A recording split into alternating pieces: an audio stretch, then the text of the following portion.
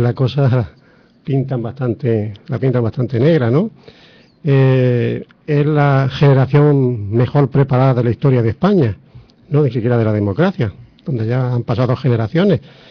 Y la verdad es que yo he leído hoy lo que puede, decía un famoso autor, que no es cuestión de darle publicidad, lo que puede salvar la situación en España y en Europa, y habla pues de las nuevas energías renovables, habla de Internet, habla de todos esos conceptos, habla de la tercera revolución en este caso pues de la tecnología. La primera revolución fue aquella que surgió en 1760 en Inglaterra. La segunda fue la del petróleo, la que se basaba en el petróleo, que surge en 1854, fija unas fechas de nacimiento, y la tercera ha nacido en estos mismos años y es la que se debe de recoger y es la única que puede salvar las expectativas, la capacidad y la ilusión de la juventud.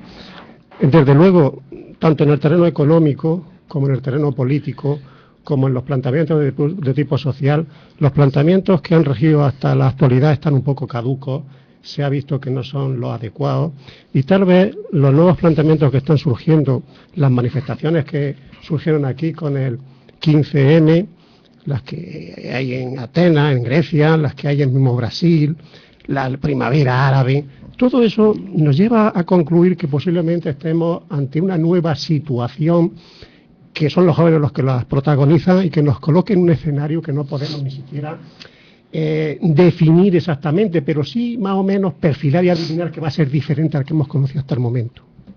Miguel. Bueno, yo a mi edad los jóvenes los veo con mucha envidia. A mi edad de la juventud, los medios que les hemos podido ofrecer para desarrollarse, es una maravilla. La preocupación de cómo todos esos derechos, todas esas posibilidades, toda esa formación que los mayores con toda nuestra entrega a la lucha social les hemos podido dejar, pues ahora la están perdiendo. Pero para ser breve y que hablen ellos más, porque el futuro es de ellos, sí que tengo que decir que con todo el pesimismo que ahora se puede adivinar de la situación que estamos entrando, pues que lo que decía Gramsci, pues que sustituyan el pesimismo de la inteligencia, de esa inteligencia que te dicen las dificultades por las que están pasando, pues con el optimismo de la voluntad, que eso es muy consustancial a los jóvenes. Y bueno, pues ahí les dejo a ellos para que nos den más su visión de nosotros, porque yo la de ellos las veo, como he dicho, con mucha envidia. Pues fijaros que nos pides analizar, ¿no? El panorama más adulto.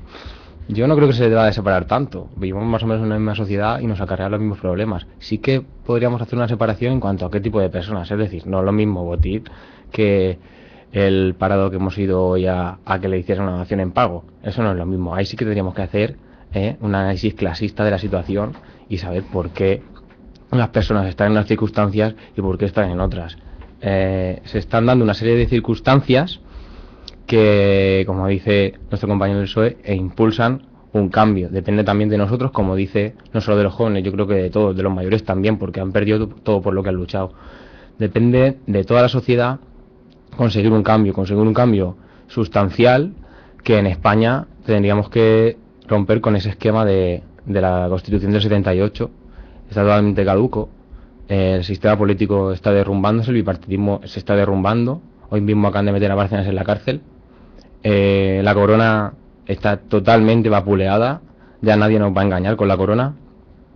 El sistema económico también lo hemos descubierto, sobre todo el sistema financiero. Es decir, lo que nos queda es proponer alternativas y construir cosas nuevas que nos ayuden a avanzar hacia una sociedad más justa, más igualitaria. Yo creo que en eso estamos, en eso hay mucha gente, no solo de partidos políticos, muchos movimientos sociales. Hay muchos jóvenes, pero también hay muchos mayores. Entonces, yo, si tenemos un análisis de la situación, pues desde quizás los 2 años que vamos viniendo aquí hasta ahora, el principal impulso lo veo en la calle.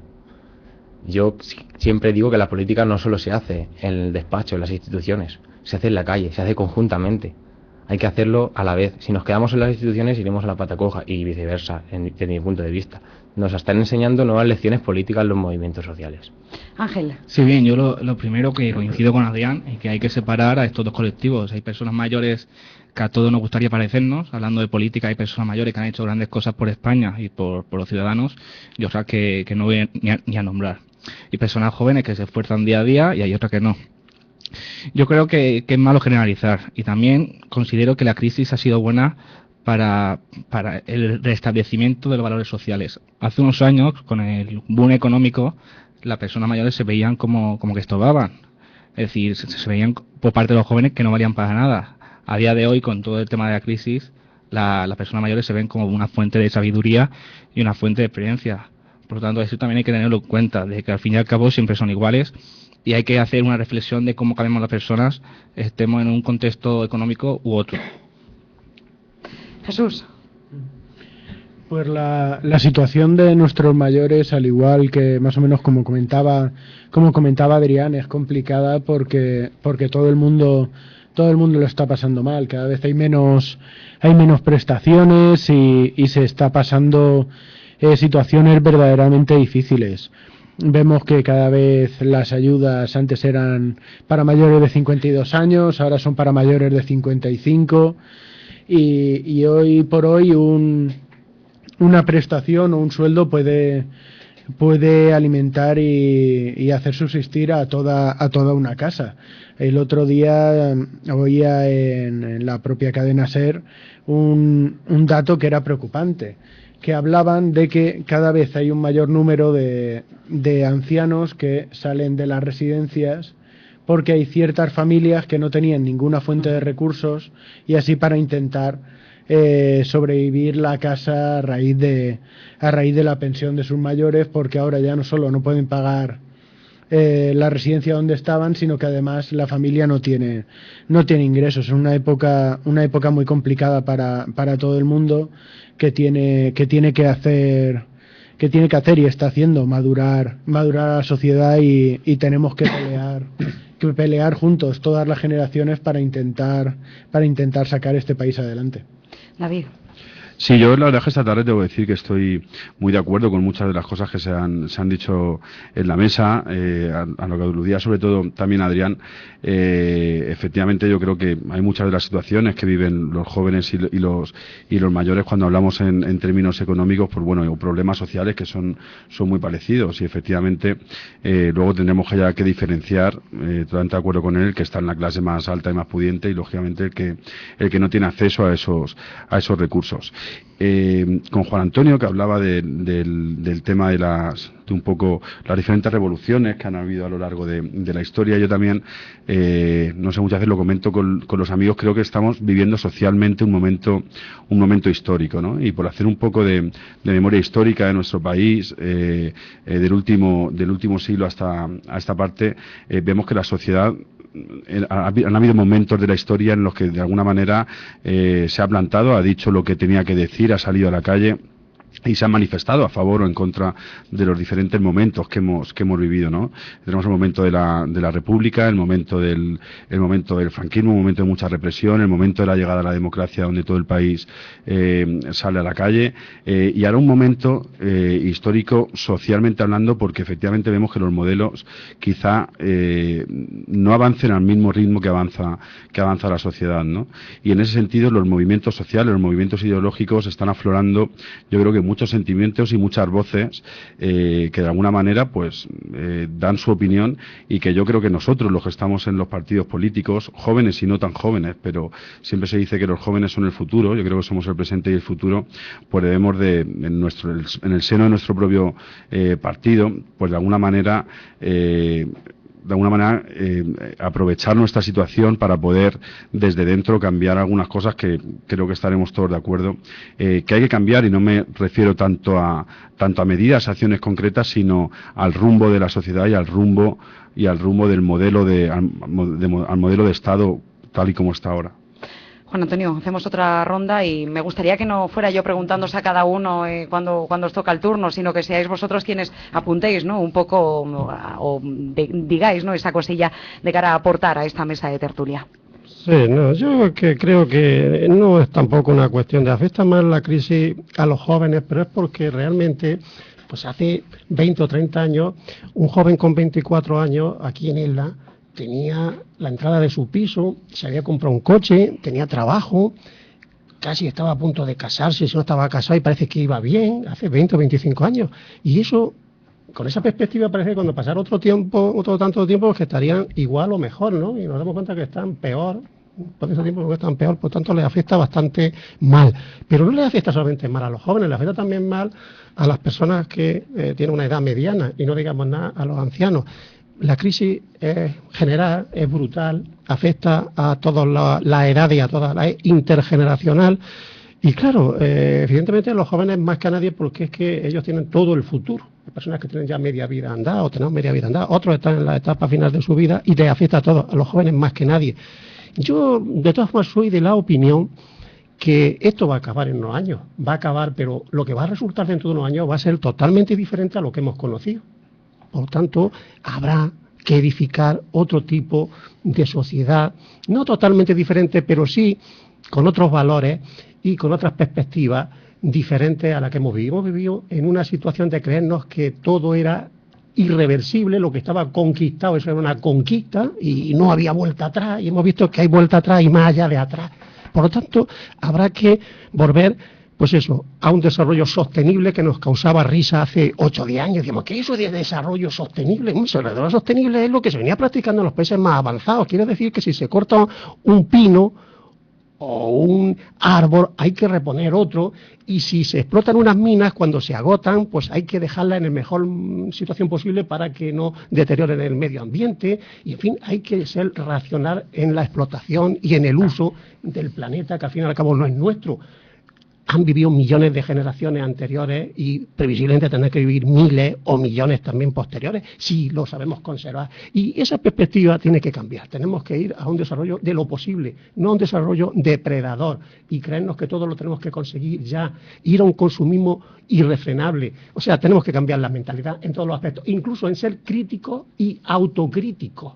Y eso es lo que no hemos sido nunca. Hemos criticar al vecino, pero no a nosotros mismos. Sí, pero una cosa es hablar en genérico de la juventud, por ejemplo, como yo he intentado, y otra cosa es hacer ya un análisis sociológico de lo que es la juventud. Como ha dicho Adrián, no es lo mismo un joven de una clase social que un joven de otra. No es lo mismo una persona mayor de una clase social que una persona mayor de otra clase social. Hoy los problemas son los mismos, tanto los de la juventud como los de los mayores. Pero quizá, Miguel, el peso de la crisis no lo lleva más la persona mayor, bueno, pues... Es que a eso iba a llevar, porque los jóvenes tienen toda una vida por delante. Los mayores tienen casi toda una vida por detrás. Y un hombre de 50 años, con la sociología del trabajo que se está configurando, que pierde su puesto de trabajo, no solamente pierde su puesto de trabajo, pierde todas sus perspectivas de jubilación en fin, le cambia todo el sistema de estar en este mundo. Es un drama. A mí me da más pena. Yo ya he llegado a esa situación y bueno, he llegado a tiempo. Pero hay mucha gente que viene detrás con 50 años y que está en una situación muy deplorable y no va a poder completar en los hijos esas ilusiones que había puesto de que hubieran llegado a ser algo más de lo que ha podido ser él. Ese es el drama de los mayores y es el drama de que muchos jóvenes actuales van a vivir también, porque se les ha cerrado todo tipo de perspectivas. Jóvenes de 30 años que no han empezado todavía a cotizar, que la única perspectiva de cotizar que tienen que es con un mini Josh, de lo que ahora se llama, porque nos estamos haciendo tan modernos que vamos a imitar ciertas cosas que no teníamos que imitar, y que cuando lleguen a una edad de jubilación no van a poder ni tener acceso a las que ahora están teniendo sus mayores. Es un problema intergeneracional, esto es un problema social, no es un problema de jóvenes y de mayores, es un problema de jóvenes y de mayores, cada uno con sus especificidades.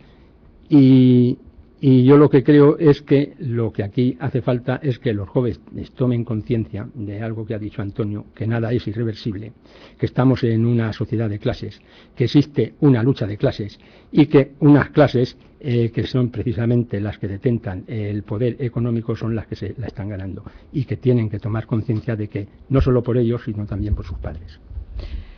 Jesús, Ángel, David. Vale, pues como queráis. Igual. Adrián. Sí. No pasa nada.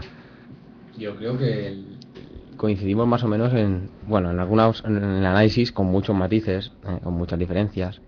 Sin embargo, lo que no veo que coincidamos tanto es en las medidas concretas. Claro, nos estamos lamentando de la situación a la que nos ha traído el sistema, porque es la lógica del sistema, claro, pero también hay acciones subjetivas, por ejemplo, leyes. Si tú reformas las pensiones y haces que la gente se jubile más tarde, pues más dificultades para los mayores. Si tú reduces las becas, pues hay más dificultades para que la gente estudie.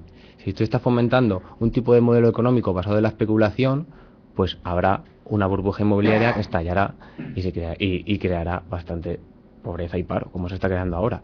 Si tú no quieres poner un comedor social en ELA, pero quieres comprar un silencio de alguna posición, veis como las medidas concretas no coincidimos nunca. Sin embargo, en el análisis podemos coincidir con matices, es lo que yo digo. A mí no me sorprende porque el que se sorprende es conservador. Yo creo que en política tenemos que estar, como dice Miquel, para hacer lo posible. Desde luego, yo me considero que estamos haciendo lo posible, por lo menos desde nuestra organización, para que haya un cambio real. Un cambio real no es un pacto de Estado para mantener la Unión Europea tal y como está, cuando estamos sabiendo cómo funciona el Banco Central Europeo y que la potestad económica está en él, que está asfixiando a los Estados, que está creando pobreza real, que hay gente que no puede comer, no gente solo joven y mayor, pero si luego vamos a hacer un pacto de Estado con esa gente, entonces es lo que yo no entiendo. ¿Cómo podemos coincidir en ciertos análisis, pero después en las medidas concretas no coincidimos? Algo falla. Y es ahí donde yo dejo el debate, a ver qué se opina. Yo estoy muy de acuerdo con los sabios. Es decir, cuando yo he hablado antes del restablecimiento de los valores y cuando he explicado que los jóvenes, cuando el boom inmobiliario se veía a los mayores como un estorbo, eso está pasando a día de hoy, pero con las empresas. Es decir, las empresas no quieren a gente mayor. Pero lo grave es que tampoco quieren a gente joven, quieren a gente joven con experiencia. Y como ha dicho Juan Antonio, con un 50 y tanto % de paro, que me expliquen a mí qué joven a día de hoy tiene experiencia si no puede acceder al mundo laboral. Jesús.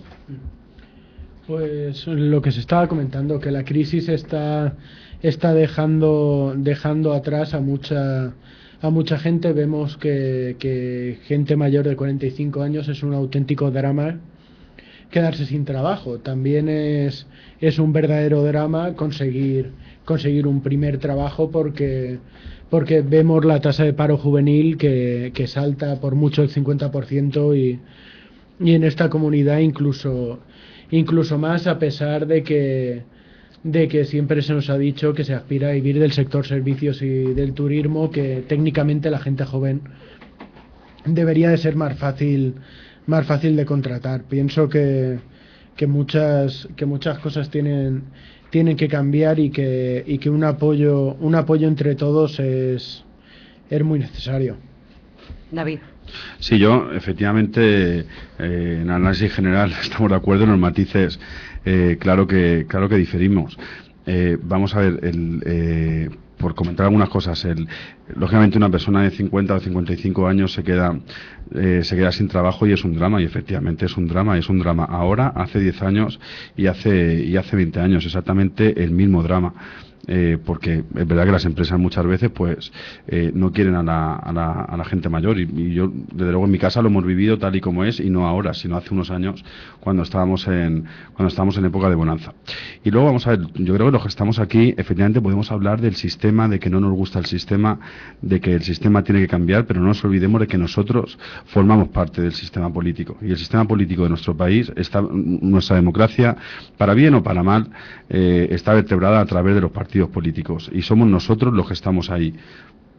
Y no me refiero al mío solo, me refiero a todos. Es decir, que si hablamos de que el sistema avance o de que el sistema se modifique, somos nosotros los que quizá muchas veces tengamos que renunciar renunciar a esa democracia participativa tal y como está planteada, porque lo que estamos pidiendo, lo que la sociedad nos está pidiendo, es otro tipo de democracia, pero la que tenemos hoy en día es la que es, y en ella están basadas los pilares de la participación en este país, y así está el sistema. En ese sentido es lo que yo hablaba antes. Quizá lo que está ocurriendo es que la sociedad nos está diciendo que vayamos más allá, ¿no? Que vayamos más allá de mirarnos a nosotros mismos y de mirar por encima de nuestros horizontes políticos, para, yo creo que desde luego entre todos poder caminar hacia un futuro mucho mejor.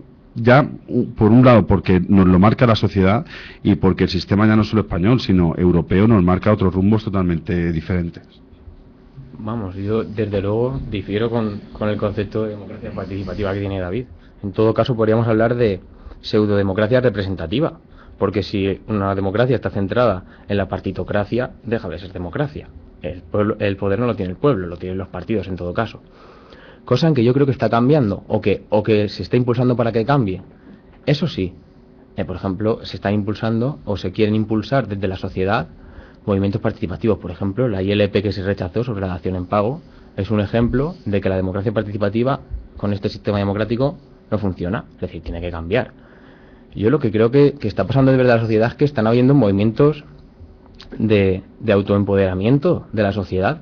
La sociedad va por delante de los partidos políticos. Y cuando hablo de partidos políticos y de sociedad, me incluyo en las dos partes, porque estoy tanto en unos como en otros. Yo ya les he dicho que la política creo que se puede hacer en las dos vertientes sin ningún problema, porque se puede construir tanto en un despacho como se puede construir en la calle, con la gente, sabiendo cuáles son los problemas.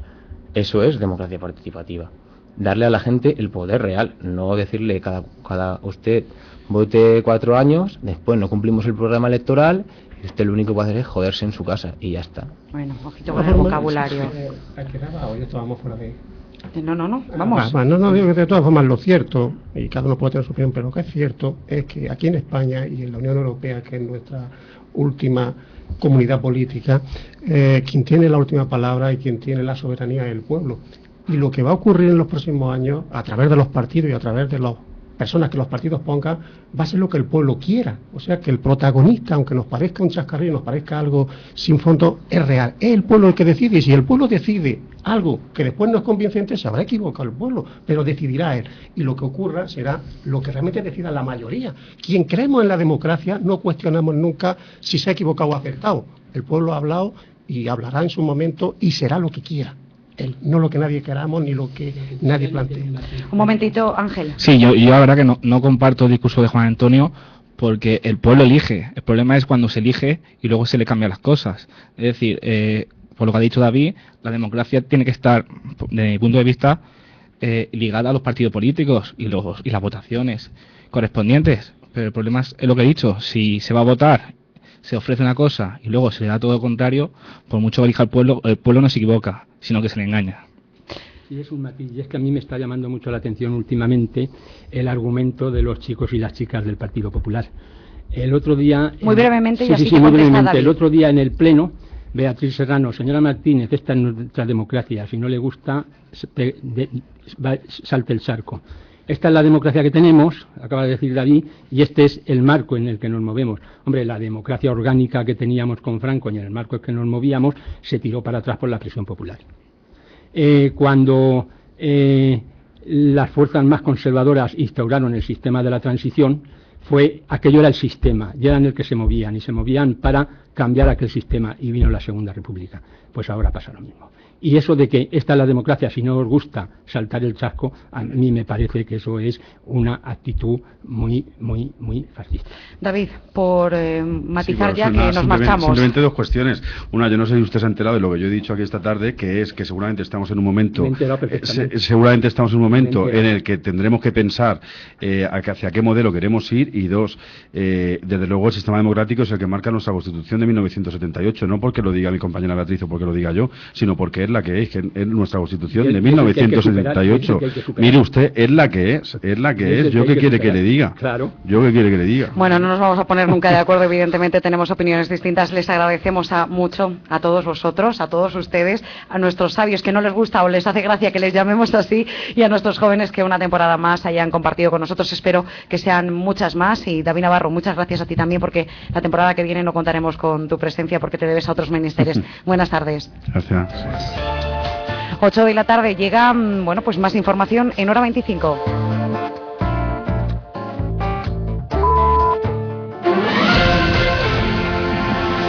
Cadena SER. Servicios informativos. Son las 8, las 7 en Canarias. Luis Bárcenas ya va camino de la cárcel madrileña de Soto del Real. El juez de la Audiencia Nacional, Pablo Ruz, ha ordenado hace poco más de una hora el ingreso en prisión incondicional, es decir, sin fianza, del extesorero del PP para evitar el riesgo de que se fugue. Miguel Ángel Campos, buenas tardes. Buenas tardes. En su auto, el juez Ruz dice que Bárcenas ha ofrecido explicaciones parciales, inconsistentes